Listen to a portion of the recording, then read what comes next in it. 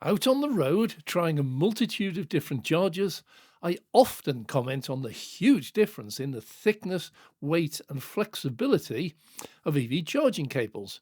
And it always provokes a lively response, like those I've received from Tree Hunter, Gazer 75, and MBAK 7801. Well, they state the cables have to be thicker and heavier if they carry more current. I'm Dave, welcome to Dave Takes It On, and you're all wrong.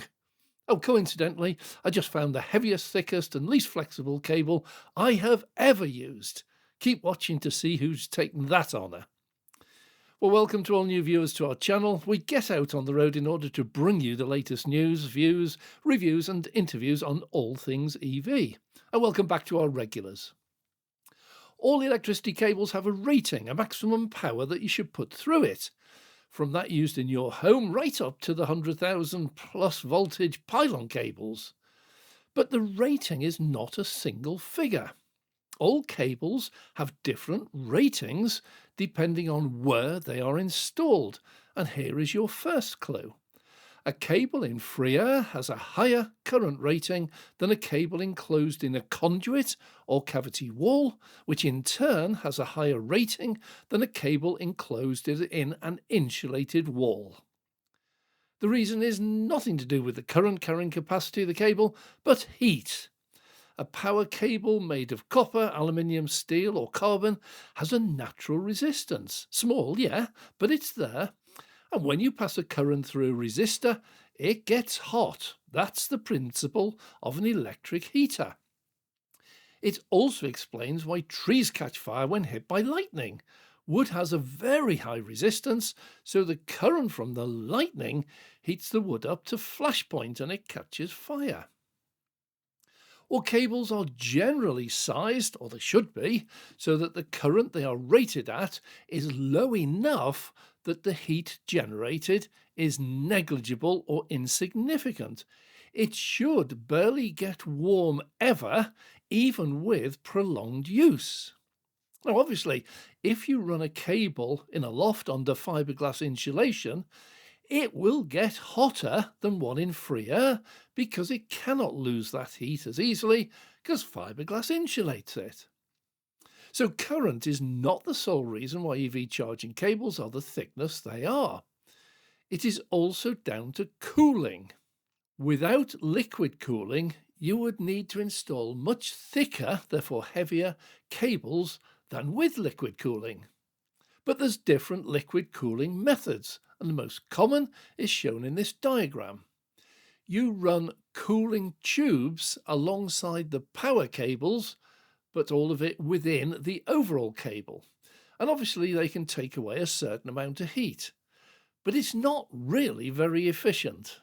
Power cables are insulated, often with thick plastic, PVC, or some other sleeve, which reduces the amount of heat they can pass into the tubes with the coolant. The coolant therefore only takes away a small amount of heat, meaning that you need bigger tubes with more liquid running through them, but also because the system is not efficient, you'll still need thick power cables. Well, these tubes and the coolant have a weight, and so these overall cables are thick and heavy and therefore not very flexible. I've previously complained about Osprey and Instavolt cables as being the heaviest, thickest and least flexible I have used. Just to recap, this charging cable is amazingly heavy. It is really, really thick, very difficult to maneuver, very unwieldy. For a smaller person or a lady, this might be really difficult. There is a comment, that's a massive heavy cable. It's really thick, and I can look over there to where the Teslas are. They're the V3, the 250 kilowatts. Those cables, I'll show you those in a minute. They're really thin and flexible, very, very light. This is huge. This is a massive cable, and it's very heavy and it's very unwieldy. Luckily, they're held up high, which does help, spring-loaded, so some of the weight is taken off. But it's not a pleasant experience plugging that one in, and I'm not sure what it's going to do to the structure of the car with that much weight hanging off it. Still, we are charging. But on a trip to Kern Lodge on the A74M recently, I found the heaviest and thickest yet, those on the Swarco EV chargers. These are 300 kilowatt chargers, so really beefy. Now, it's just very interesting to note the way different people, different networks, different chargers, different manufacturers tackle the problem of the weight. These cables are fairly hefty cables. All chargers are the same, there's a lot of current. A lot of these are water cooled, so they will have water pumping around inside them to take away the heat, because when we're charging it up to 300 kilowatts, there's a huge amount of heat generated. So these are quite heavy. This one has got a support here. This is a cable support, so it takes the weight of the, and actually, that is amazingly heavy. That is really, really heavy. So in this case, there's no way anyone could hold the weight of that cable. So this support is absolutely vital. I've always wondered why most of the EV chargers, like Instavolt, Fastned, GridServe, Ionity, Osprey, and others all seem to have support for their cables. Oh no, sorry, all need to have support for their cables. Well, Tesla does not. And it's not down to power. Instavolts, for example, at Banbury, they're rated at between 100 and 160 kilowatt maximum. Ospreys at Banbury are rated at 150 kilowatt. Both have seriously thick and heavy and inflexible cables and robust support, while Tesla V3s at Banbury are rated higher at 250 kilowatt and have absolutely no support. I know many people say that the cable for the Teslas is really short, and it is, so it could be a bit thinner and need less cooling. I agree. But the new V4s have a really long 4.5 metre cable, and they still have absolutely no support, and they are really light and flexible. So a little bit of research, I've found the answer for you. Tesla patented a method for improving the efficiency of cooling the cables. No surprise there. I constantly get asked why I think Teslas are so much better, why I get accused of being a Tesla fanboy, and this is just yet another in a very, very long list of little things that Tesla do that makes up the bigger picture. So in essence, while others run liquid coolant through tubes laying alongside the power cables, Tesla immerse the power cables in the fluid totally. And it's obvious, a cable totally surrounded by liquid coolant transfers an order of magnitude more heat away from the cable than a coolant running through a small tube pressed up against it. Simples.